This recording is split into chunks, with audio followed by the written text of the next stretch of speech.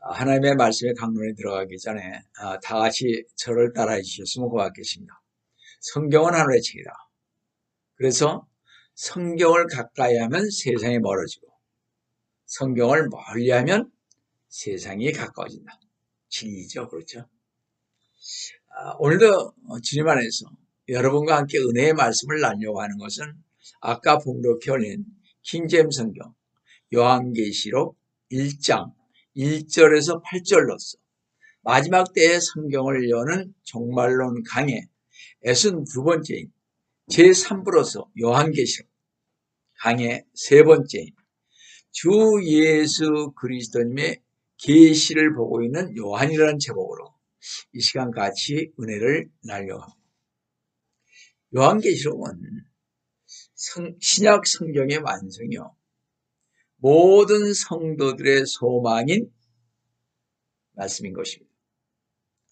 만약 성도는 요한계시록이 쓰여져 있지 않다면 성경의 종말론적인 예언은 불가능하였을 것이요, 마지막을 대망하는 성도들의 소망 또한 막연하여졌을 것입니다.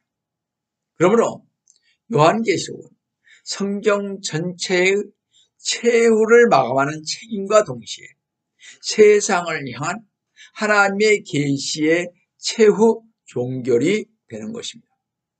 그럴 뿐만 아니라 세상의 종말과 그 후에 오는 희망사항들에 대하여 구체적인 이상을 계시해 주심으로써 주 예수 그리스도님 안에 사는 하나님의 백성들에게 장차 올 소망을 잃지 않게 하여 고난 속에 살아가는 세상 성도들에게 권면과 위로와 격려를 담고 있는 책인 것입니다. 또한 요한계시록은 하나님께서 계시하여 온 바의 것들에 완전하게 성취되고 부분적으로 알려져 왔던 역사의 흐름이 절정에 달하는 영광스러움의 극치가 있습니다. 여러분, 하나님의 말씀을 볼 때마다 하나님의 뜻이 상실된 것처럼 보이는 어지러운 시대에 계시를 통하여 최후 승리를 보장하며 불변의 섭리를 나타내 보여주신 요한계시록 한 절 한 절을 강의하면서 여러분과 같이 은혜의 말씀을 나누는 시간을 갖겠습니다. 첫 번째로 주 예수 그리스도님의 계시입니다. 요한계시록 1장 1절을 보시면 예수 그리스도에 관한 계시라. 이는 하나님께서 반드시 속히 일어날 일들을 그의 종들에게 보이시려고 그에게 주신 것이요, 그의 천사를 그의 종 요한에게 보내어 알게 하신 것입니다. 주 예수 그리스도께서는 사도 요한을 통하여 앞으로 이 세상이 어떻게 될 것인지 보여주시기 위해 이 책을 기록하게 하신 것입니다. 사도 요한에게 주신 예수 그리스도님에 대한 계시인 것입니다. 이 계시 책인 요한계시록에 그 말씀을 전하고 가르치면 두렵게 생각하고 어렵게 생각하는 나머지 계시록 말씀을 회피하거나 덮어두고 가벼이 넘겨버립니다. 또 많은 사람들이 이것을 가르치고 보게 하면 이단시하는 것을 보게 되고 또 그런 것을 보면서 얼마나 안타까운지 저들의 육안이 눈이 떠지기를 기도하게 되는 것을 봅니다. 영적 눈이 열려 있지 않은 목사나 성도들에게 무엇으로 대꾸할 수가 있겠습니까? 부질없는 짓이죠. 성도 여러분, 반드시 속히 일어날 일과 우리에게 보여주시기 위한 책이라면 우리는 부지런히 읽고 가르침을 받으며 영안이 열려서 계시록에 담겨있는 주님의 뜻을 알게 해달라고 해야 할 것입니다. 주님의 뜻을 따르는 성도라면 알 수 있는 것은 이 책에 쓰여있는 계시는 주 예수 그리스도님에 속한 것이요, 주 예수 그리스도님에 관한 것이며 주 예수 그리스도님께서 주신 것이라는 것입니다. 이처럼 계시의 첫 내용이 주 예수 그리스도님께로 말미암고 있기에 이 요한계시록은 진실되고 이 계시는 역사의 실제적인 미래에 관한 참된 증거임이 틀림없을 것입니다. 그래서 사도 요한은 자신에게 임한 하나님의 계시의 말씀과 주 예수 그리스도의 증거를 하나도 빠짐없이 전했던 것입니다. 다 같이 요한계시록 1장 2절을 보시겠습니다. 요한은 하나님의 말씀과 예수 그리스도의 증거와 자기가 본 모든 것을 증거하였느니라. 사도 요한은요, 자신에게 보여진 하나님의 말씀과 예수 그리스도님의 계시를 조금의 가감도 없이 분명하게 기록했던 것입니다. 그런데 요한계시록의 그 전달 과정을 보면요, 계시는 하나님으로부터 시작하여 주 예수 그리스도님께, 그리고 주 예수 그리스도님께서는 천사에게 알게 하시고, 천사는 사도 요한에게 알게 하고, 사도 요한은 자기가 받은 계시를 기록하여서 교회의 종들에게 전달하였습니다. 그러므로 요한계시록은 교회와 성도들에게 주신 말씀이 일반 세상 사람들을 가르치고 가르쳐 주려고 할 것이 아니라 우리 성도들이 먼저 계시록에 쓰여 있는 것을 믿음으로 받아들여서 인류의 종말을 대비하는 삶을 살아야 할 것입니다. 왜냐하면 요한계시록은 세상 사람들이 도저히 받아들일 수 없고 믿을 수 없는 내용들이 많이 기록되어 있기 때문입니다. 요한계시록에 믿든 안 믿든 세상의 그 종말에 대한 계획을 주님께서는 어떻게 구체적으로 세워 놓으셨습니다. 세상 사람이나 성도나 누구든지 이 땅의 종말은 오지 않을 것이라고 강변을 해도 하나님의 계획은 누구도 돌이킬 수 없기 때문에 반드시 최후의 종말은 올 것입니다. 시작이 있으면 끝이 있듯이 하나님께서 세상 만물과 사람을 창조하실 때는 그 최후의 종말까지도 계획해 놓으셨다는 것을 우리는 알아야 할 것입니다. 여러분, 하나님께서 세상을 만드셨을 때는 세상의 종말을 계획하셨는데 마치 건축가가 설계도를 가지고 건물을 지어 완성하는 것과 같이 말입니다. 그래서 하나님께서는 믿고 따르는 성도들에게는 이 세상의 종말이 어떻게 될 것인지에 대해 더 이상 감추지 않으시고 그 종 요한을 통해 계시해 주었던 것입니다. 하나님께서는 구원받은 성도들을 지극히 사랑하시기에 세상 종말을 알려주시어 최후 심판을 면하게 해주셨다는 하나님의 은혜에 우리 모두는 감사하시면서 이번 요한계시록 강의를 통해서 종말을 대비하시는 우리 성도 여러분 되시기를 축원드립니다.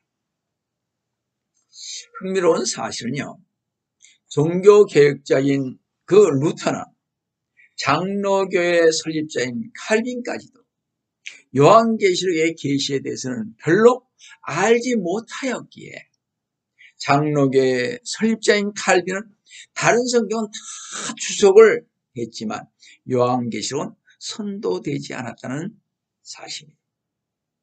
이 요한계시록의 미래에 대한 진리를 연구하는 데 시간을 들여야 하는 이유는요, 실제로 세상 종말의 중요한 표징인 책이기 때문에 그렇습니다.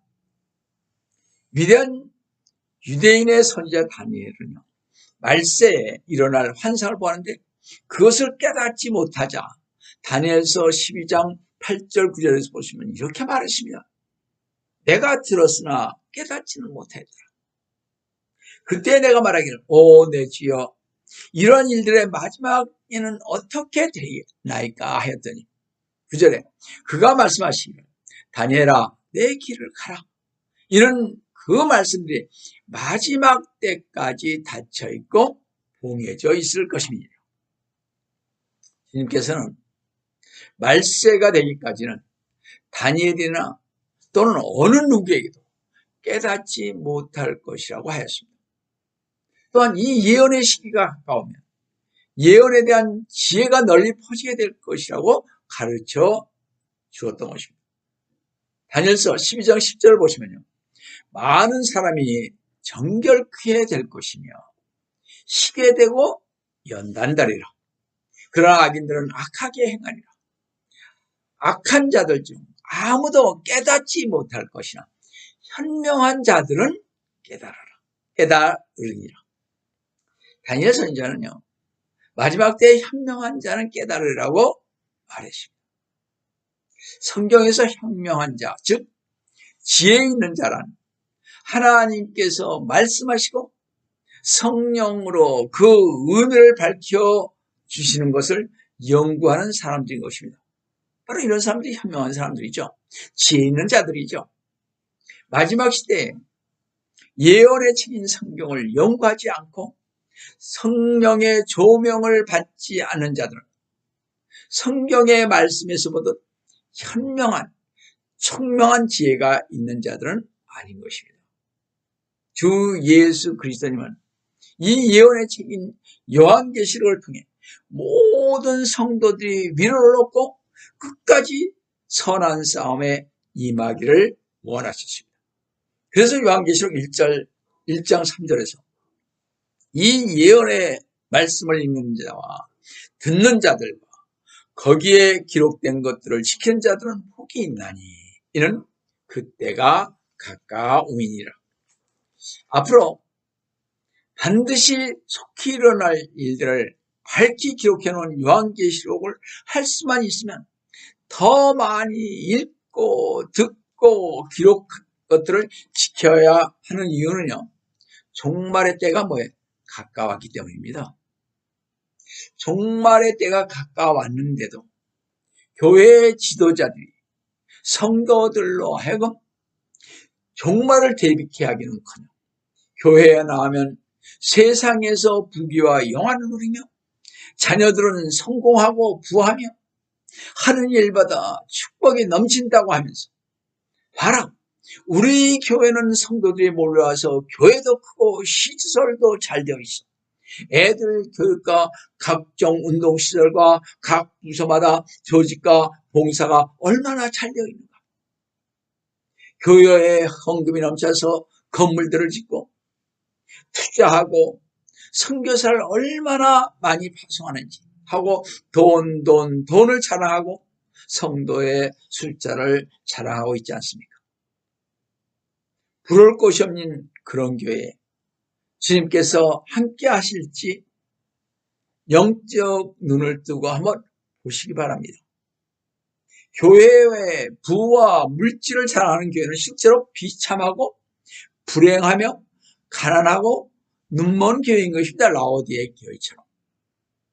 여러분, 언제 어느 때 주님께서 재림하시는 종말이 올지 우리는 알 수 없는 이때 교회 목사들과 신학자들이 강단에서 학교에서 성도들과 학생들에게 목숨 걸고 요한계시록을 신실하게 가르치고 선포하여 종말을 알려서 새 시대의 열림을 알리고 그 대비책을 강구하여야 할 것입니다. 이 시대에 성도들을 향하여 주 예수 그리스도님께서 오실 종말의 때가 속히 일어날 일들을 대비케 하는 그런 자들이 복이 있다고 했습니다. 주님께서는 마지막 때인 지금부터는 믿음으로 자기 생명을 붙잡으라고 하십니다. 그래서 앞으로 반드시 될 일과 속히 될 일을 밝히 기록해 놓은 요한계시록을 더 많이 읽고 더 많이 들어서 세계의 종말이 어떻게 될 것을 알아 종말을 대비케 하는 성도들이 복이 있다고 말씀하셨습니다. 축복의 이유는 간단히 말씀드려서 그때가 가까움이라고 하셨기 때문입니다.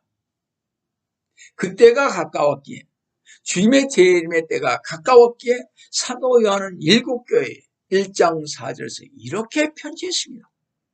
다 같이 계시록 1장 4절을 보시면 요한은 아시아에 있는 7교회에 편지하노니 지금도 계시고 전에도 계셨고 앞으로 오실 분과 그의 보호자 앞엔 7 영과 계시록에서 사도 요한의 편지를 받은 교회는 그 당시 소아시아에 세워진 7 교회인 것입니다. 이 소아시아에 있는 7 교회들이 계시록 1장 11절에 구체적으로 나타나 있습니다. 에베소와 스마나와 버가모와 두아디라와 사데와 빌라델피아와 라오디게아에 보내라. 소아시아의 많은 교회 중에 7 교회를 선택하여 말한 것은 7이라는 완전수를 통하여 전 세계에 산지하고 있는 모든 시대, 모든 교회에 전하게 하려 했던 것입니다. 성도 여러분, 요한계시록과 성경을 보면 7이라는 숫자가 얼마나 많이 사용되어 있는지 여러분은 보셔서 아실 것입니다. 요한계시록만 보아도요, 4절에 7 교회와 7 영, 또 20절에 7별, 7 금천대, 7 교회가 있습니다. 또 7 천사, 또 7인, 7 나팔, 7 호리병, 7 전의 성경, 7 대접이라고 그랬죠. 또 계시록 마지막 장에는요, 이 책이라는 표현이 7번이나 나옵니다. 또 하나님께서 일하시는 방법은 7과 관련이 있는데 한 주간은 7일이요. 하나님께서는 6일 동안 창조하시고 7째 날을 쉬셨다고 창세기 2장 2절에 말씀하셨습니다. 사람들은 또 6일까지 일하고 7일째는 쉽니다. 출애굽기 2장 9절에서 10절 보듯이. 6주가 지나고 7주 끝에는 오순절을 지킨다고 레위기 23장 15절에서 16절에 말씀을 하고 있으며 6년 동안 농사를 짓고 7년 때는 땅이 안식년이다 하고 레위기 25장 4절에 말씀하고 있고 7년씩 7년을 지나면요. 7번을 지나면 7년 때는 그 50년째는 한의의 해가 된다고 선포했습니다. 레위기 25장 8절 10절. 또 참된 용서란 70번씩 7번씩이라고 마태복음 18장 21절에서 22절에 말씀하고 있으며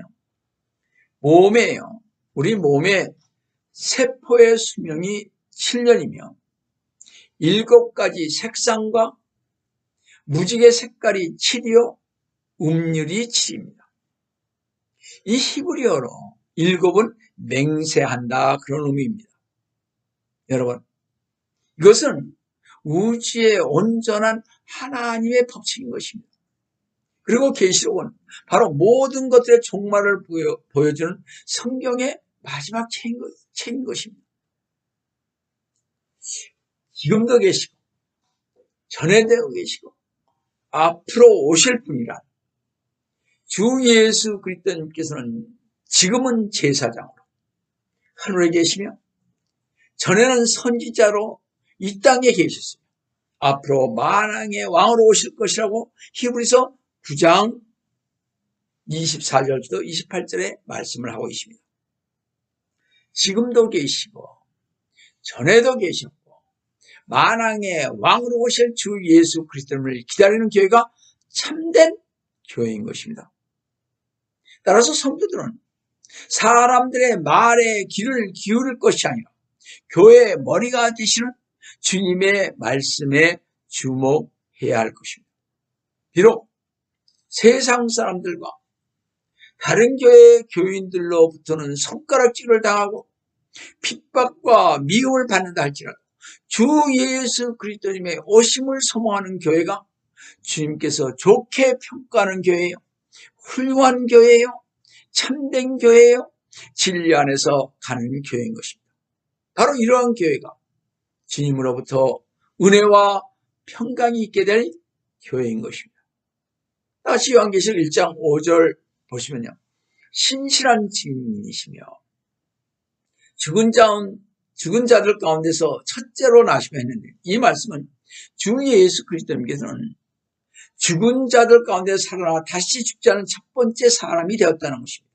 다시 말씀드려서 죽은 자들 가운데서 다시 태어났다는 것은 사람이 부활할 때 다시 태어났다는 것이지만 주 예수 그리스도께서 죽은 자 가운데서 다시 태어났다는 것은, 살아난다는 것은 두 번째로 태어나는 것이 아니, 주 예수 그리스도께서 죽은 자 가운데서 살아나 다시 죽지 않을 첫 번째 사람이 되었다는 뜻입니다. 그렇기 때문에 주 예수 그리스도를 믿는 우리 모든 사람들은 죽더라도 죽은 자들 가운데서 다시 살아나 다시는 죽지 않을 것입니다. 요한복음 11장 25절에서 26절에 말씀하고 있지 않습니까? 예를 들었어요. 나인성 과부들은 죽은 자 가운데서 살아났지만 다시 죽었죠.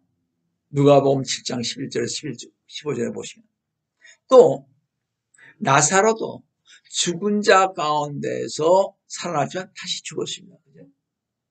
요나 선지자도 죽은 자들 가운데서 살아났지만 다시 죽었습니다. 요나서 2장에 보면.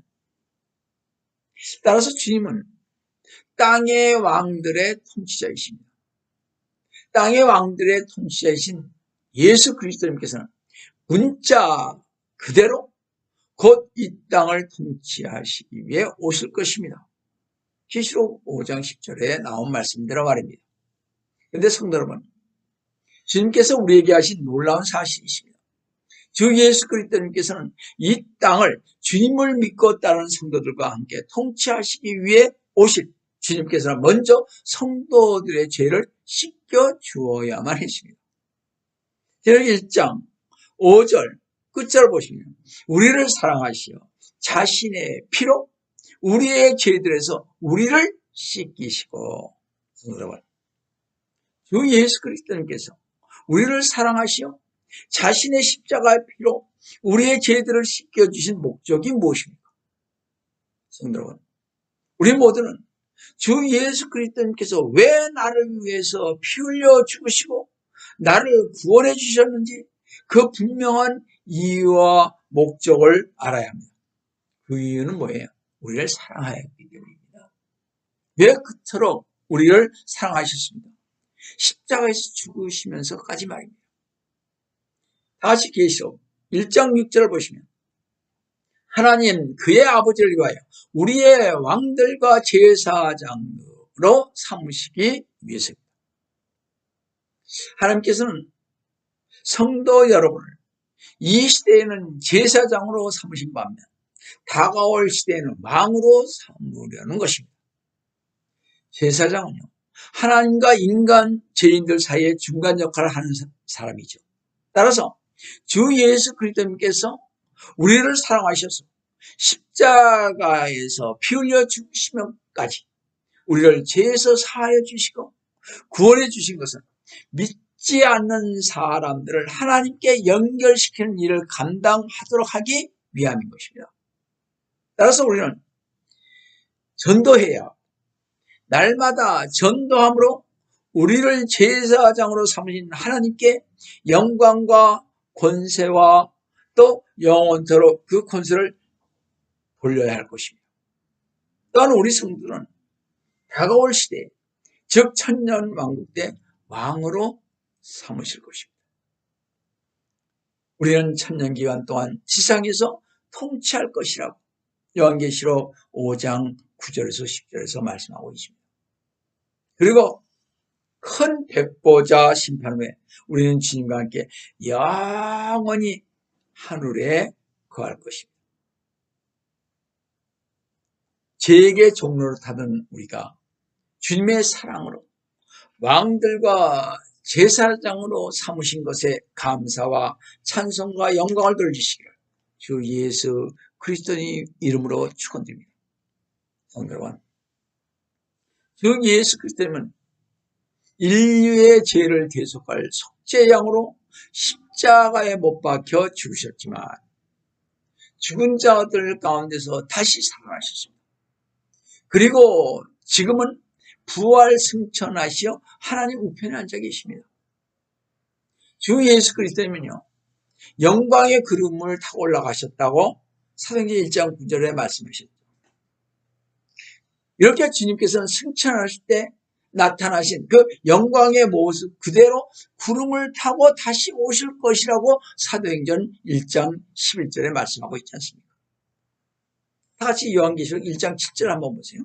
보라, 그가 구름들과 함께 오시니 모든 눈이 그를 볼 것이며 그를 찌른 자도 볼 것이요 또한 땅의 모든 족속이 그로 인하여 애곡하리라.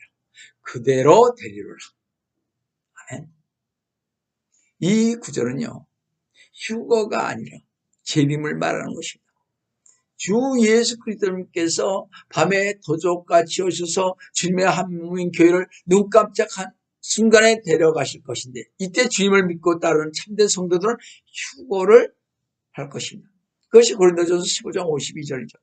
그러니까 주님이 밤에 이렇게 오신다, 이런 말들은 우리를 휴거시키기 위해서 오시는 것이고요.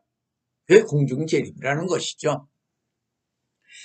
그러나 주 예수 그리스도님께서 지상 재림하실 때는 휴거 혼인식을 마친 그리스도님의 신부인 성도들과 함께 모든 눈이 보게끔 지상에 오실 것입니다.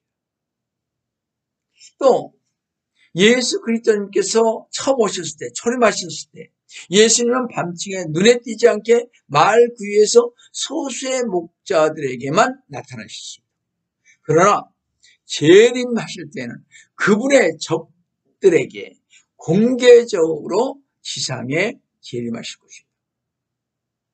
초림 때 로마가 권력을 잡고 있었듯이 재림 때에도요, 로마의 후예들은 그 로마가 권력을 잡을 것입니다. 그래서 여러분은 유럽이요, 어떻게 변천하는지를 보아야 할 것입니다. 적그리스도는 유럽 사람 중에서 나올 것입니다. 카톨릭에서 나올 것입니다. 또한 유대인 중에서 나올 것입니다. 자, 초림 때 유대인들이 팔레스타인에 있었듯이 재림 때에도 유대인들이 팔레스타인에 있어야 하는 것입니다. 잘 보세요.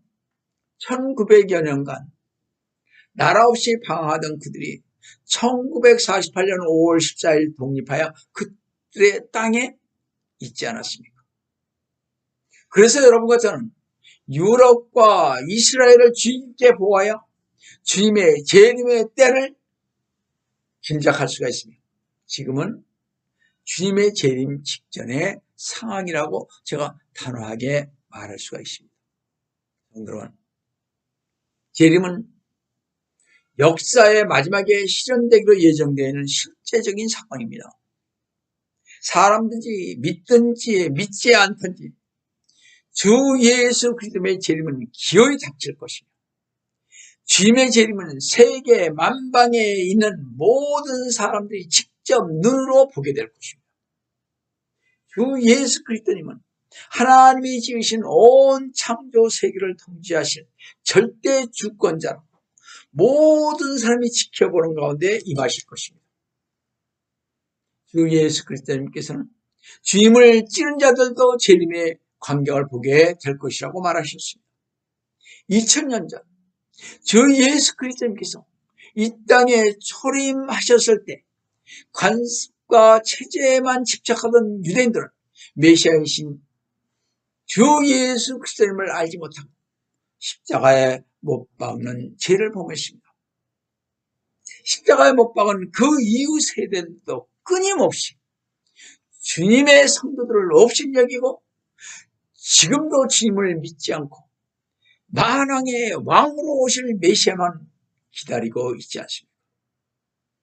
주 예수 그리스도의 재림 때는 온 인류가 심판의 주님으로 인해 애곡할 것입니다. 요한계시록 1장 7절 하반절과 스가랴 12장 10절 말씀 아닙니까? 주 예수 그리스도의 재림은 악이 득세하던 역사의 끝이 되는 것이요, 이때까지 불의와 부정으로 권세를 잡고 부귀를 누려온 모든 자들을 예수 그리스도님의 심판대 앞에서 불길 가운데 벌하실 것이라고 데살로니가 후서 1장 8절에 말씀하고 있으며 영원한 형벌에 처하게 될 것이라고 데살로니가 후서 1장 9절 10절에서 말씀하고 있는 그대로 될 것입니다.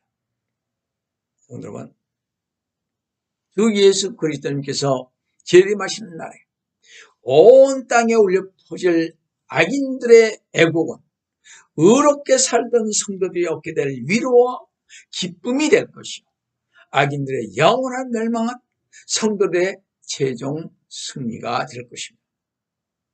온갖 고난을 참고 견딘 성도들에게는 다시는 고난과 슬픔을 겪는 일은 없을 것입니다. 재림을 사모하며 온갖 고난과 슬픔을 견딘 성도들에게 주님께서는 이렇게 말씀하고 계십니다. 다시 요한계시록 1장 8절을 보시면 나는 알파와 오메가여 시작과 끝이라. 주님께서는 자신을 알파와 오메가로 나타내시는데 이는 헬라어로 알파벳의 첫 글자와 마지막 글자로서 내가 창조주요 생명의 근원이고 복의 구원자라고 증거하신 것입니다. 그뿐만 아니라 주 곧 지금도 계시고 전에도 계셨고 앞으로 오실 전능하신 분이 말하느라고 하셨습니다. 주님은 역사의 주관자로서 하나님의 그 의도하신 방향으로 통치하실 뿐만 아니라 능치 못함이 없으신 전능하신 하나님으로서 임으로 주관하시는 절대 주권자이시고 말씀을 온전히 성취하시는 그런 분이시기에 우리 모든 성도들은 하나님의 말씀인 성경을 유일한 삶의 규범으로 삼아야 합니다.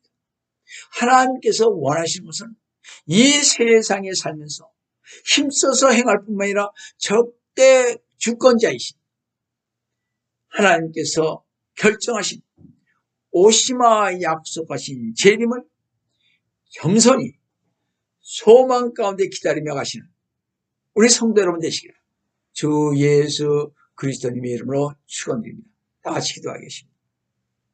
사랑의 하나님 아버지, 오늘도 주님의 은혜를 진심으로 감사를 드립니다. 저희들로 하여금 주님을 기다리는, 정말 주님을 기다리는 그런 소망 중에 살게 하여 주심을 감사를 드립니다.